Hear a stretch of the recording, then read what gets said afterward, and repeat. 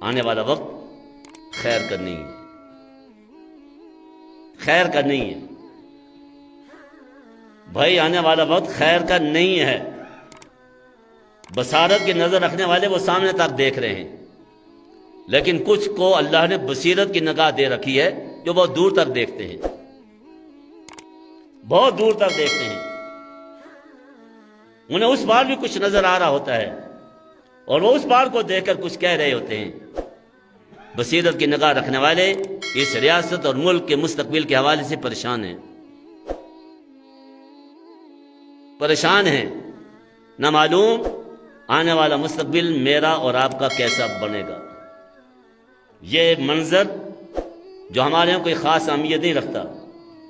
آج 99% مسجدیں ویراں ہیں،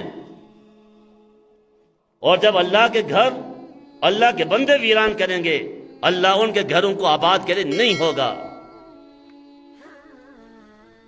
اللہ نے انسانوں کے اور امت کے اور مسلمانوں کے گھروں کی آبادی کو اپنے گھروں کی آبادی سے جوڑ رکھا ہے۔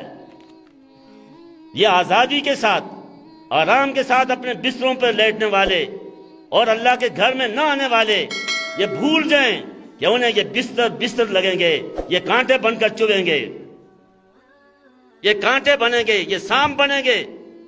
یہ ڈسیں گے، اور اس آرام دہ محل اور کوٹھی کے اندر تمہیں آرام کے ساتھ رہنا نصیب نہیں ہوگا اگر تم اللہ کے گھر کو آباد نہیں کرو گے۔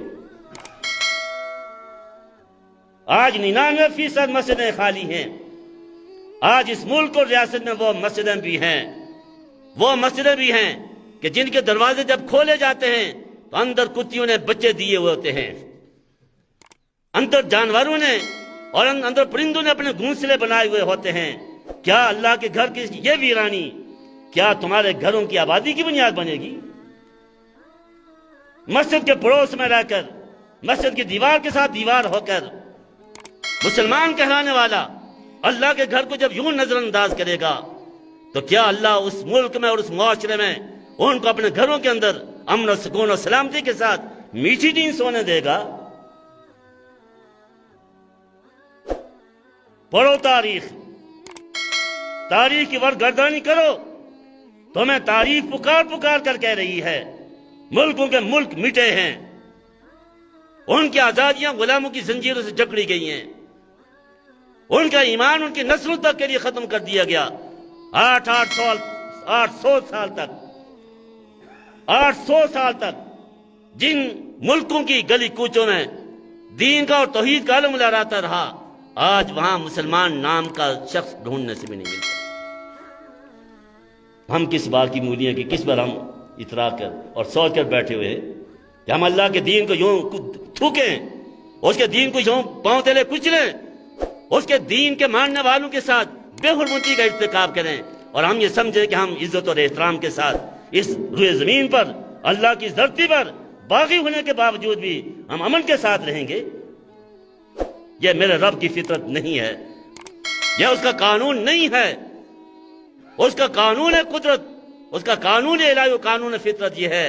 ماننے والوں اور اطاعت کرنے والوں کو سر بلند کرتا ہے، عزت بھی دیتا ہے، عروج بھی دیتا ہے،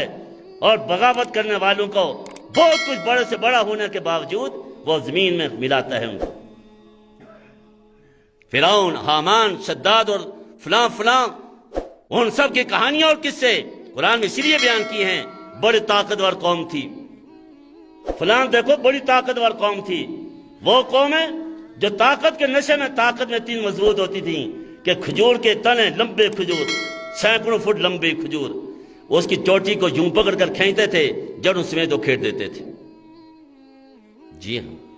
اور جب ان پر عذاب آیا تو قرآن کہتا ہے کہ جب وہ عذاب کی بھیڑ چڑھے ایسے گرے ہوئے تھے، کانہم اعجاز نخل خاویہ،